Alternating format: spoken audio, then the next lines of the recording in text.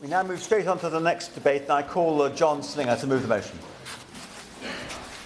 Thank you. Thank you, Sir Christopher.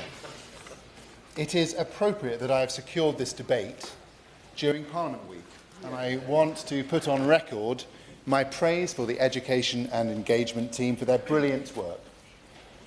Unsurprisingly, I'm going to argue that there should be more education about government and democracy in our schools. I'm not the first to make this case, and I won't be the last, but of course it would be great if I were. I feel that making this case fits within the category of not needing to be a rocket scientist. Namely, it's clearly obvious that for a democracy to function well, its citizens must understand how their government and democratic system works. Like with many things, just being obvious isn't enough to make sure that this happens, though. So why is this important? The House of Lords Select Committee on Citizenship and Civic Engagement's report in 2018 put it well all those years ago. By underpinning democratic engagement and reinforcing the effective working of civil society, active citizenship contributes to a healthy and functioning society. In my view, we should teach about government and democracy for the same reason that we teach other subjects: to equip our young people with the skills, knowledge and attributes that will enable them to be the architects of their future and not merely inhabitants of a future designed by others. Of course I will give one. I thank the honourable friend for giving way and for holding this such an important debate. I wholeheartedly agree with the subject matter you have. Now, head of COP29, I held student COP with 3 high schools in my constituency where the students passionately debated climate issues. So does my honourable friend agree that initiatives like this underscore how integrated our education on government and democracy into school curriculum can empower young people to become informed, active citizens engaged with challenges that we are facing? Thank you, Sir Christopher. I thank my honourable friend for this intervention. I do agree. In fact, I will come on to this as I complete my speech and my remarks, namely that we're talking about empowering our young people to set the agenda increasingly within their own schools, and we hope then in their lives. So thank you.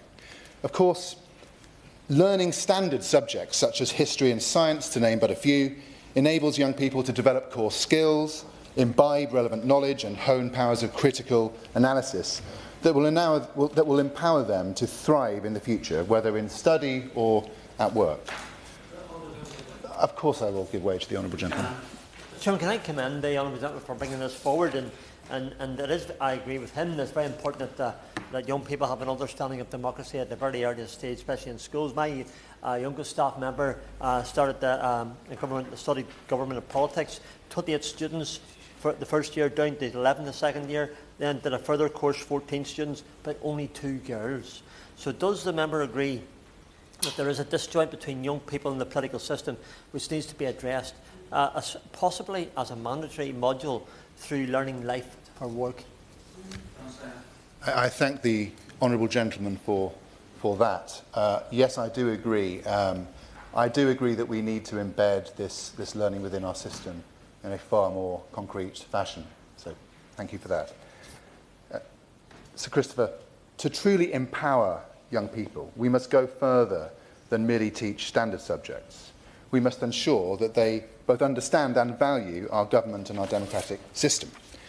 For example, at work, young people of course draw on the standard subject knowledge, but an enhanced understanding of government and democracy would make them aware of how the economy and hence their job is affected by the decisions that politicians take in this House. Will you give way on that point?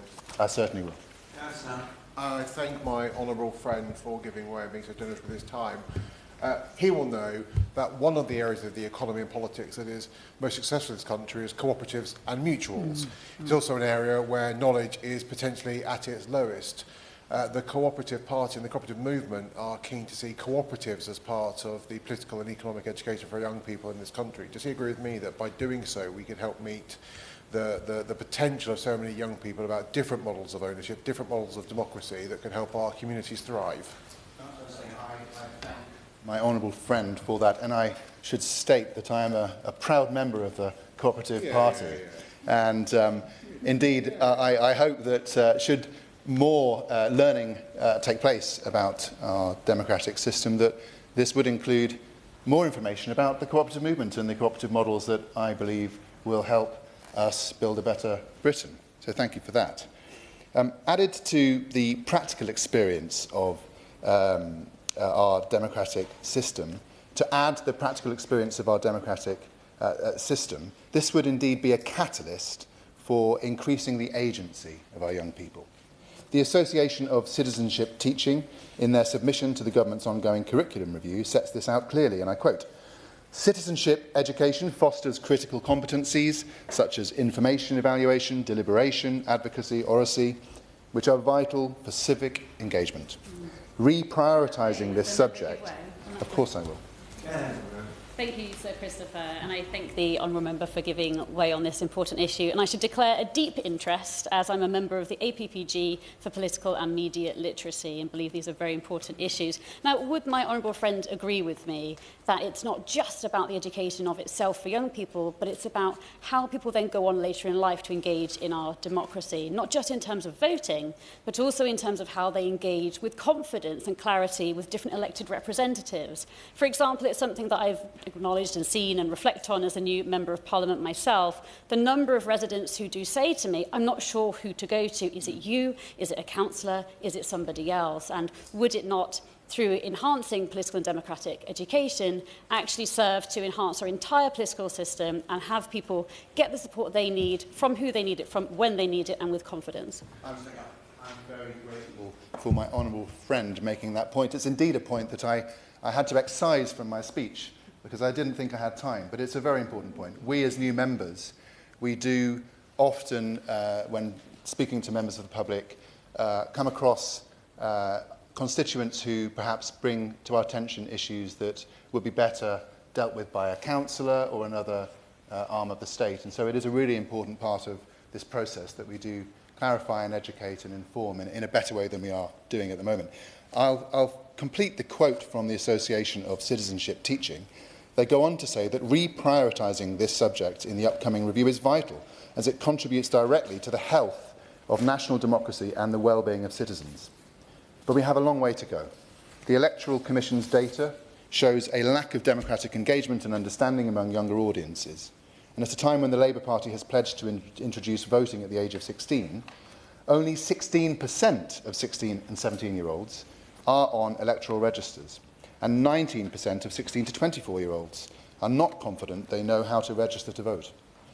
Some of the statistics from the Commission are staggeringly worrying. 39% of 16 to 24-year-olds say they are not interested in politics, and 33% say they do not know very much or anything about politics in the UK. Will you give way on that point? Of course I will give way. Thank you, Sir Christopher, and thank you to my honourable friend for giving way. Trust in politics is, as we regrettably know, at its lowest point in over 40 years, those who measure it tell us. Part of rebuilding that trust is very much engaging with the curriculum and ensuring that people know who we are, what we do, what the media that reports on us so much does, and how those institutions work. Would my honourable friend therefore agree with me that the current curriculum and assessment review is a fantastic opportunity to ensure that steps to improve political literacy can be built into our future education system? I thank my honourable friend for making that point. It's something I'm going to come on to because I think this is a golden opportunity. The Commission confirms what I and others hear, which is that too many young people don't understand how to participate in our democratic processes, and their lack of motivation is due to a lack of knowledge about parties and candidates. So for their sake and ours, if we want young people to engage more in elections, we must work harder to ensure that they both understand and value our democracy. Of course. Thank the honourable member for giving way, and thank you, Sir Christopher. I had the Honourable Member points out that it is UK Parliament Week this week, and I had the delight of going to visit one of the schools in my constituency called Great Baddow High School last week to speak to students who were preparing for a debate that they were going to be taking part in as part of UK Parliament Week. And they asked me lots of wonderful questions on lots of diverse subjects. And I've often been into local schools to talk about government, but quite often it becomes apparent that they don't know anything at all about local government, and yet local government affects their lives on a day-to-day basis, I would argue, sometimes much more than this place has influence over their lives. Does he agree with me that local government, as well as central government, should form part of, as part of education? Thank you for that intervention. I do wholeheartedly agree with that. It's critically important that we educate our young people about the different tiers of government and what the responsibilities of elected representatives are within those tiers. So thank you for that. I'll touch briefly on the history of citizenship in our education system. Since 2002, citizenship has been a statutory foundation national curriculum subject at Key Stages 3 and 4, and teachers such as Luke Brown at Lawrence Sheriff School in Rugby have told me that, and I quote, "A big concern is the increasingly limited time given to citizenship and, therefore, politics." It remains a non-statutory programme of study in Key Stages 1 and 2, or in primary, to use the old parlance. Teachers tell me that a similar situation ensues, where other priorities all too often drown out citizenship. According to the Lord's 2018 report, citizenship peaked between 2009 and 11 and declined, particularly under the last government's curriculum review in 2013. The report found that, I quote, "citizenship was never fully embedded into the education system." As with other subjects that were, in my view, wrongly regarded by the government, the previous government as subsidiary, the English Baccalaureate, introduced in 2010, did not include citizenship. Furthermore, there has been a substantial decline in the number of students studying citizenship GCSE and the number of specialist teachers. With our new government's curriculum review, we have a golden opportunity to put this right. Like all MPs, I make a big effort to visit as many primary and secondary schools as I can. The biggest privilege and, dare I say, challenge of being an MP is, I assure you, not speaking in chambers like this, but answering questions from young people in schools. When I visit schools, I find young people are generally interested in politics. For example, the children of Paddocks Primary School in my constituency were hugely excited about the competition that staff are running about politics, with the prize being a tour of Parliament. A constituent of mine, Ian Dews, the CEO of the Odyssey Collaborative Trust, said that Parliament's education team, and I quote, "were fantastic." And he pointed out that such visits helped, I quote, "break down class and social barriers." And when children of Long Lawford Primary welcomed the early years minister and me for a visit, it was clear that their teachers had educated them well about the political system. These are exemplars of best practice, but they should be standard across the whole country. So I would be grateful to hear from my honourable friend, the Minister, how her department will ensure a more coherent, better resource system that gives these subjects the higher priority they deserve. I hope in particular she will consider, firstly, confirming citizenship as a statutory subject in the national curriculum, but at all stages, not just Key Stages 3 and 4, because as with literacy, the younger we start, the deeper the understanding. Secondly, providing guidance to all schools about what they are expected to teach and the resources to do this, including lesson packs and training for non-specialist teachers. Thirdly, ensuring coherence and common standards across the entire maintained sector. Fourthly, reforming Progress 8 to ensure that any new system of measuring schools gives the same value to citizenship as other National Curriculum Foundation GCSE subjects. And finally, taking action to incentivise the training of specialist citizenship teachers. Another part of learning about government and democracy should, of course, be participating in it within school and the wider world, as I think honourable members have mentioned. Yes, of course. Thank the honourable member for giving way. Thank you, Sir Christopher. As part of National Parliament Week, I've been to visit Ormiston Maritime Academy, John Whitgift Academy and Phoenix Park Academy, and what struck me there is that the young people are very engaged in their local community and they raise really important issues that are reflective of the society that they are experiencing and actually has an awful lot to tell us about the kind of country that they want to grow up in, if we can be more responsive in this place, does the honourable member agree with me that it will give them a much greater connection to the changes that they can make and the influence that they can bring to bear on their local representatives? I thank my honourable friend for that intervention. I agree with her wholeheartedly. It is vital that we in this place do everything we can, and indeed in our constituencies, to listen to young people and to empower them in any way that we can, so that we don't just listen to them but act on their concerns. And anything we can do, we must do. So thank you for that.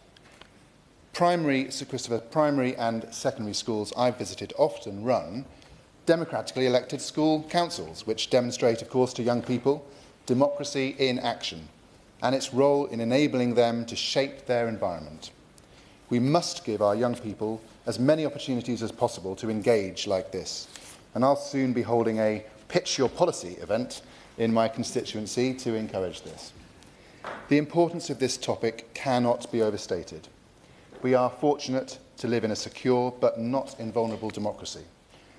In meetings with MPs from Moldova this week, I asked them about this topic, given the threats that their democratic system faces. They told me that it does indeed feature in their curriculum, and indeed that they have school councils which are all about, and I quote, encouraging people to acknowledge their own power. So, this is more than just a matter of curriculum rejuvenation, important though that is. These changes, if made, can play a significant part in a democratic rejuvenation in our country. And more broadly, if I may, to reinforce our system of democracy and government, we must have a campaign of education that goes far beyond our schools, with billboards, social media, and mail shots. Sir Christopher, I will end with some quotes from the most important people of all, the young people. Austin Morris, from Year 11, said, I quote, "Democracy isn't just something we learn from a textbook. It's a lesson we live every day at Rugby Free Secondary, where diverse voices, collaboration and fair decisions shape our school, and therefore shape the next generations of democratic society." Children from Paddocks Primary School said, and I quote, "Learning about democracy at school helps you to express your opinions and teaches you about wider topics related to what is going on in the world." Someone else said, "It is also important to be able to have your voice heard in things that are important both at school and in the real world." Another young person said, "It is important for girls to vote in elections because they had to fight hard to get their vote in the first place." And finally, I like this one particularly, "If you don't vote, you shouldn't complain about things that happen because you didn't use your democratic vote." And I'm sure that honourable members present might concur with that. So let's be inspired by these words and many others in schools up and down the country. Let's make sure that citizenship learning is a force that nourishes and defends our democratic system and empowers our young people with the confidence to engage in it for the benefit of all.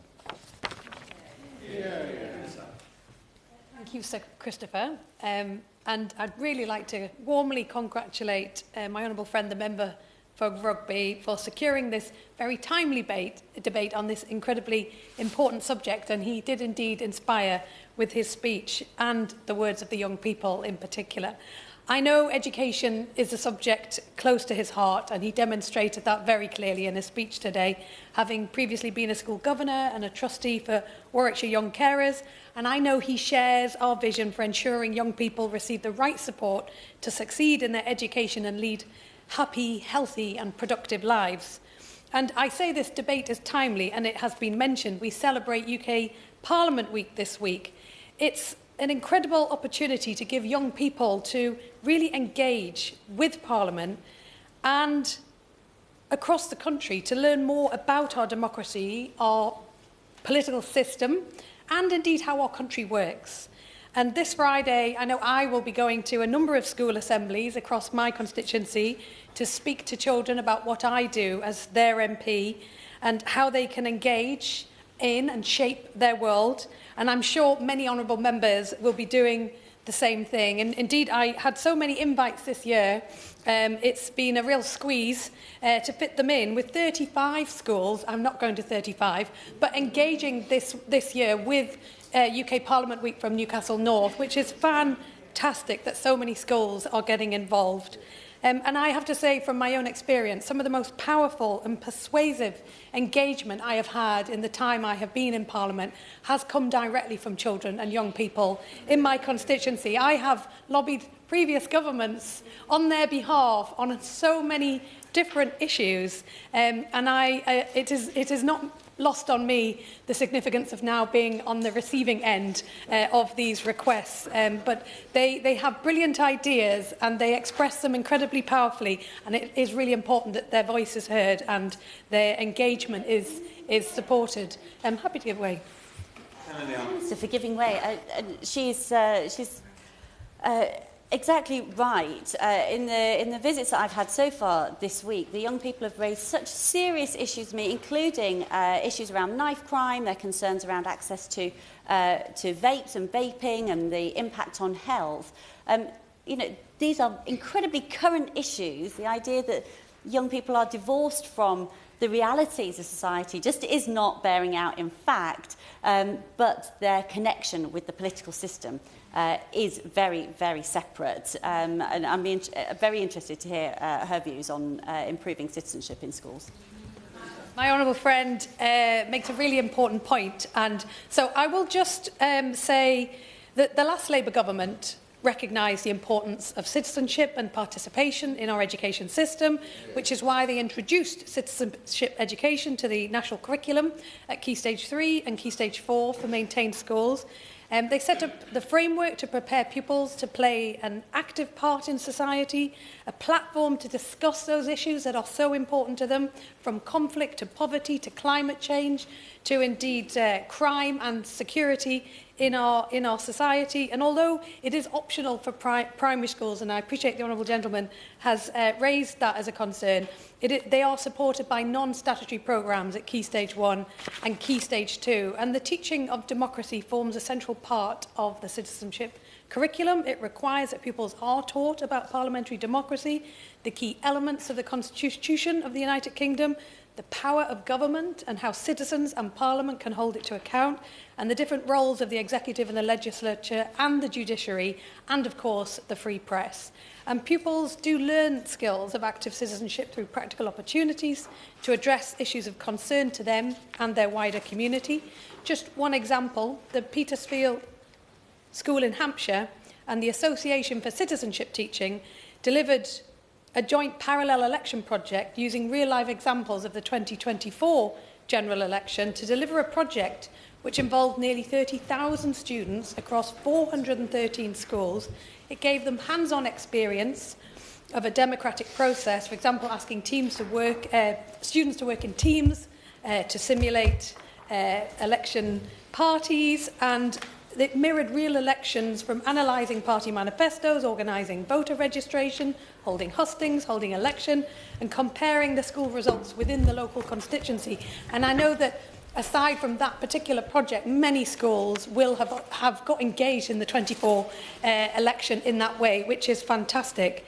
And it is right that schools have a statutory duty as part of a broad and balanced curriculum to promote pupils' spiritual, moral, cultural, mental and physical development. And the guidance goes back to 2014 that supports schools in delivering that requirement, acknowledging people might hold different views on subjects, what is right and what they consider wrong.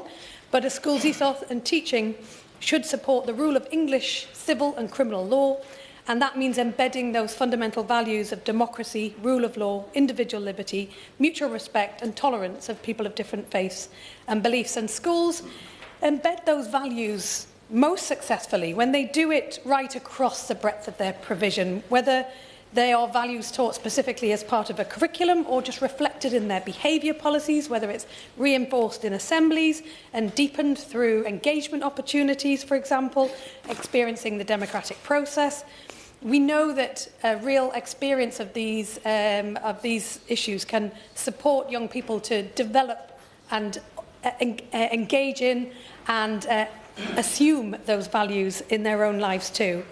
And high and rising school standards are at the heart of this government's mission to break down barriers to opportunity. We know that's how we deliver the best life chances for every child, but we also know that too many young people go through their whole school without developing those communication and critical thinking skills that we know are so important for young people to develop that democratic engagement as well. And why we're delivering our manifesto commitment, as already mentioned, the Independent Curriculum and Assessment Review.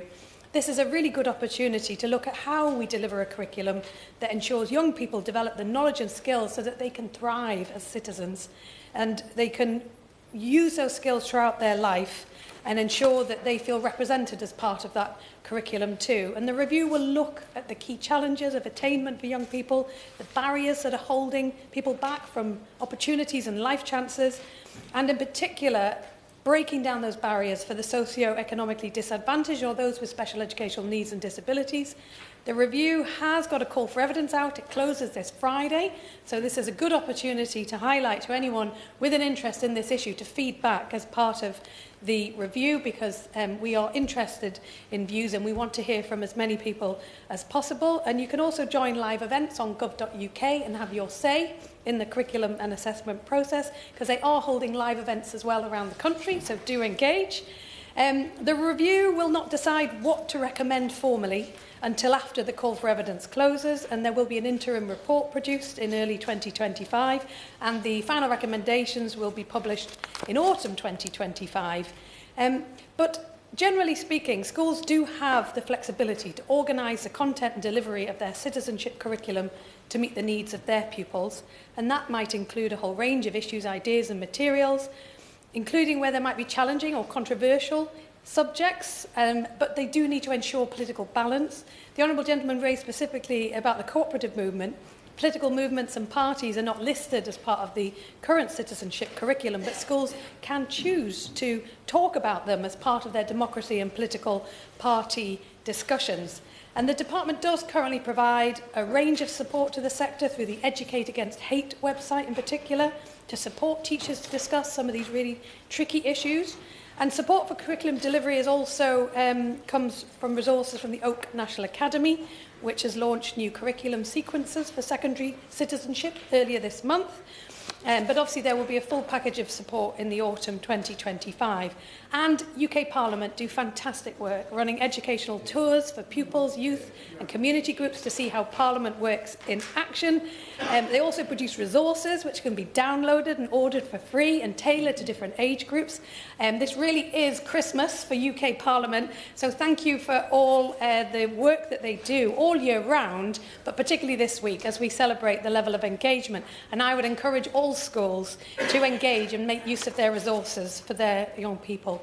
In terms of supporting the teaching workforce, the initial teacher training and early career framework does set out an entitlement for every trainee to get those knowledge and skills, and it's vital that teachers get the support that, to do that really important work of engaging and teaching their young people about these issues. So I'll take his comments on board.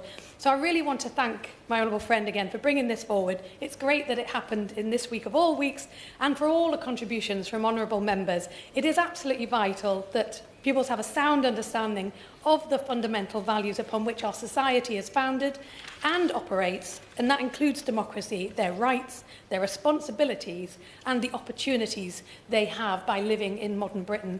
And schools clearly have a critical role in supporting pupils to develop those skills and attitudes, and we know so many schools really do embed democracy and the understanding of it really well, but we know the Curriculum and Assessment Review is an opportunity to look at that and see how we can do it even better.